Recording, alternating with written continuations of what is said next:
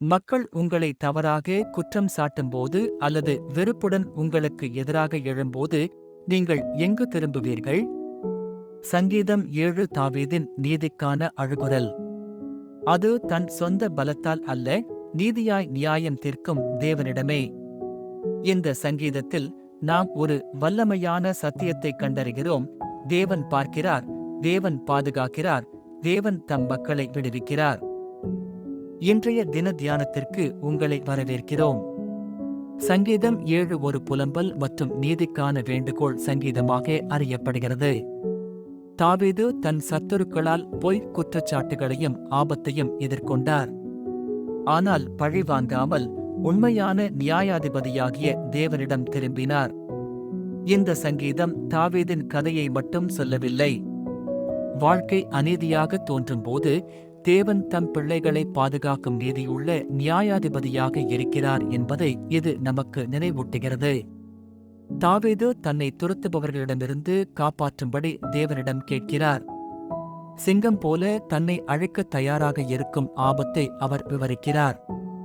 காணப்பட்ட அல்லது காணப்படாத சத்துருக்கள் நம்மை அழிக்க முயற்சிக்கும்போது தேவன் நம் அடைக்கலமாக இருக்கிறார்.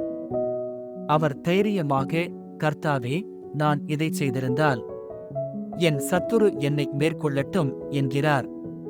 தான் குற்றவாளி என்றால் நியாயம் தீர்க்கப்பட தாவீது தயாராக இருந்தார். இது அவரது மனத்தாழ்மையை காட்டுகிறது. நாம் மற்றவர்களை நியாயம் தீர்க்கும்படி தேவனிடம் கேட்பதற்கு முன் நம் சொந்த இருதயங்களை ஆராய வேண்டும்.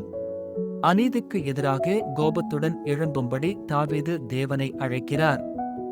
தேவன் எல்லா மக்களையும் நியாயமாக நியாயம் தீர்ப்பார் என்று அவர் நம்புகிறார். மனித நியாயம் தோல்வியடையலாம், ஆனால் தேவனுடைய நீதி பரிபூரணமானது மற்றும் மாறாதது. தேவன் நீதிமான்களுக்கு கேடயமாகவும் ஒவ்வொரு நாளும் துன்மார்க்கத்தின் மீது கோபங்கொள்ளும் நீதியுள்ள நியாயாதிபதியாகவும் விவரிக்கப்படுகிறார்.